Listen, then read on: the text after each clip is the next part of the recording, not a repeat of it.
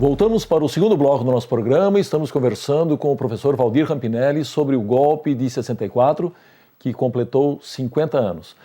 Professor, o senhor falou aí de fatores que contribuíram para o golpe, mas eu gostaria também que o senhor mencionasse a questão da política externa do governo João Goulart e também um pouco mais sobre essa questão da verdadeira participação dos civis na idealização do golpe, porque hoje o que se passa é que foram os militares, eles acabaram levando a pecha e pagando o preço mais alto, enquanto que quem estuda e vai um pouco a fundo sabe que setores civis contribuíram em muito e se beneficiaram em muito do golpe. Então, o senhor poderia falar um pouco mais sobre isso? Com certeza.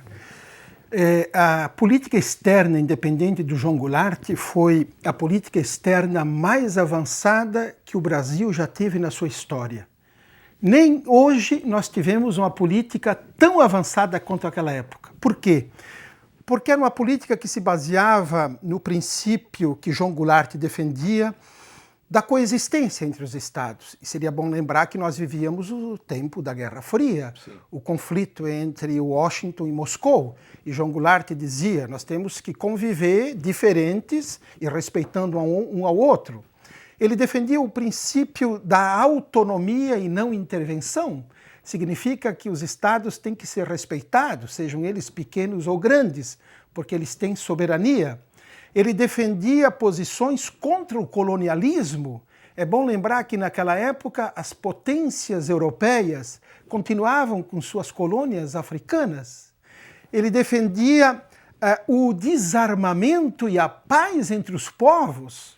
Então o João Goulart, quem estuda a história das relações internacionais, seja quem for, tem que se render à política externa mais avançada da história do Brasil.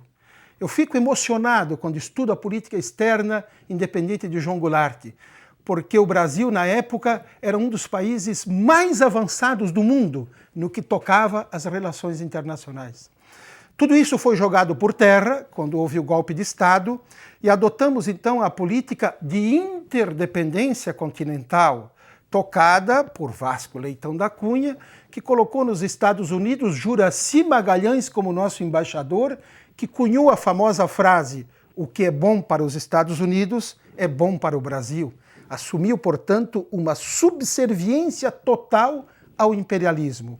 E, ao mesmo tempo, o Brasil assumiu, na região sul da América do Sul, um papel subimperialista, defendendo aqui os interesses dos Estados Unidos.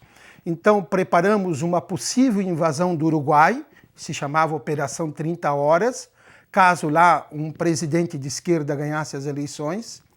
Derrubamos um governo na Bolívia, Juan José Torres, porque defendia que o ferro, o petróleo e o gás boliviano devia ser dos bolivianos. Ajudamos a derrubar o governo de Salvador Allende no Chile e adotamos uma posição subimperialista na região, defendendo aqui os interesses que os Estados Unidos nos davam de lá. Quer dizer, antes nós tínhamos fronteiras políticas de respeito à soberania, agora passamos a ter fronteiras ideológicas. Tanto é que é nesse contexto que vai aparecer uma organização internacional de terror de Estado praticada pelo Brasil também, que é a Operação Condor. Agora, voltando à sua pergunta, não tenha dúvida, o golpe não foi só dado pelas Forças Armadas, foi dado por uma direita reacionária que, perdendo no voto, recorria ao golpe. Foi dado também por grupos de conservadores que aceitavam o jogo democrático, mas sabendo que perdiam no jogo democrático, apoiaram o golpe. Foi dado por uma igreja que, com os terços nas mãos das senhoras da alta sociedade, terços nunca rezados, estas damas usaram o terço contra as classes subalternas porque iam ocupando um espaço na sociedade e principalmente um espaço porque João Goulart estimulava a organização sindical. Então, foi dado também por partidos políticos, entre eles a União Democrática Nacional, cujo principal líder foi Carlos Lacerda, né? Então, todas essas forças conjugadas, junto com uma imprensa vendida, anti-brasileira, antinacional, antipovo, essa imprensa estimulou pela televisão, pelos jornais, o golpe de Estado. E, logicamente, algumas redes de televisão que se formaram durante a ditadura militar se formaram e tiveram o monopólio do Brasil graças ao apoio dado ao golpe. Foi a contrapartida cobrada. E por isso, então, durante a ditadura militar, nós vamos ter o que no que toca à imprensa? O monopólio de uma rede de televisão. E como estão hoje esses setores da sociedade que apoiaram o golpe e qual a influência deles atualmente no cenário político brasileiro? Muitos deles estão aí, como José Sarney. Outros já saíram de cena. E, claro, todas essas pessoas, quando percebem, olhando para trás, o estrago que o golpe fez, tentam lavar as mãos e dizer o seguinte: eu, neste golpe, não tenho participação. Por quê? Porque entenderam o atraso que o golpe ocasionou ao Brasil. Eu acabo de ler um livro do Jarbas Passarinho que se chama Um Híbrido Fértil.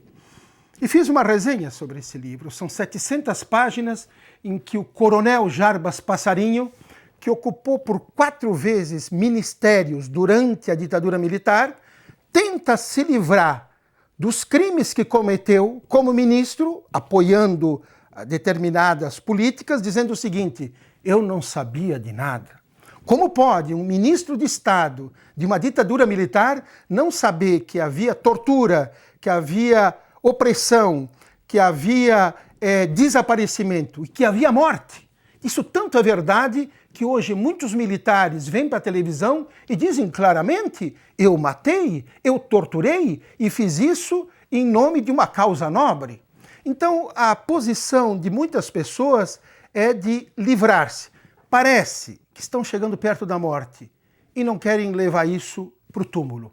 Mas a história não perdoa essa gente. Porque o passado feito é um passado que não se desfaz. O importante é analisar esse passado e aí sim fazer autocrítica. Dizer o seguinte, e para isso precisa ter coragem: eu errei, eu ajudei o capital internacional, eu tive posições contra o Brasil, eu fui antipovo. Isso sim é honesto.